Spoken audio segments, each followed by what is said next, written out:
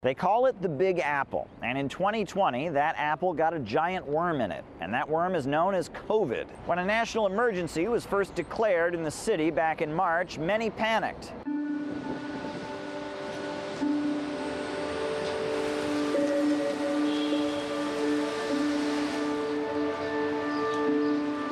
Stores soon had empty shelves.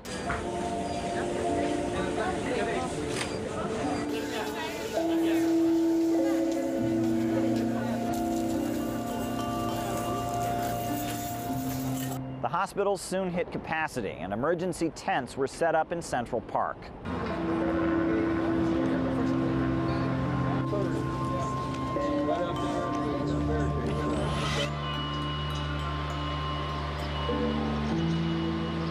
There was a shortage of protective equipment like masks and hand sanitizer. Healthcare workers took to the streets to protest. They're told to use one mask over and over again. So if you want to talk about morale, it's bottomed out.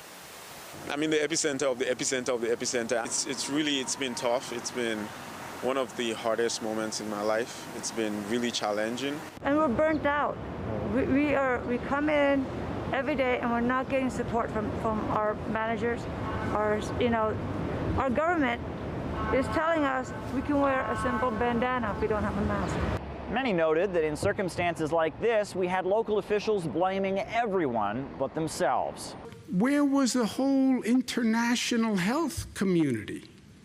Where was the whole national host of experts, the WHO, the NIH, the CDC, that whole alphabet soup of agencies? Where was everyone? Where was the intelligence community with the briefings? Videos of trucks used as temporary morgues due to an overflow of dead bodies became a horrifying emblem of the era.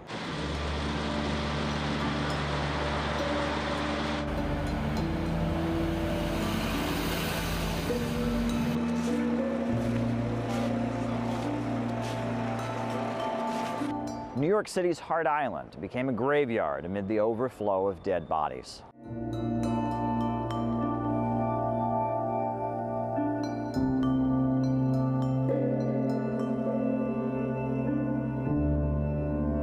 One of the ugliest scandals involved nursing homes. At the end of March, Andrew Cuomo, the New York State governor, ordered COVID patients to be sent to nursing homes for the elderly.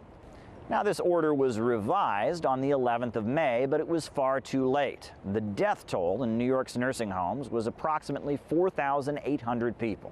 Remember that the elderly are the most vulnerable. Such a poorly calculated move is pretty hard to forgive. This thing is not going away, sir. 6,300 people died in New York nursing homes. That is the most in this country.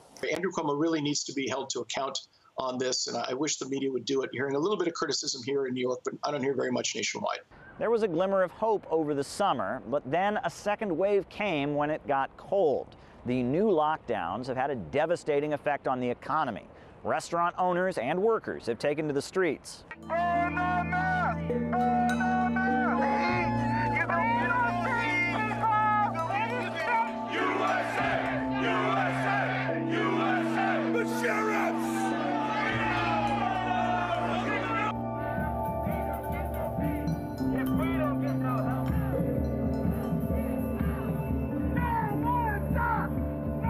While the state was crashing and burning with a rising body count, Andrew Cuomo took the opportunity to write a book about his personal achievements.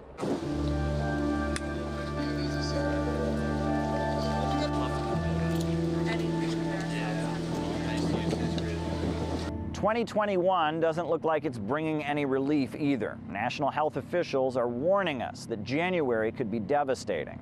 Without substantial mitigation, the middle of January can be a really dark time for us. Some say that the lockdown was imposed too late. Others are saying that cuts in healthcare facilities and the closing of hospitals over the past decade have played a role. Regardless of why, there's no question that 2020 will go down as one of the worst years in the history of New York City.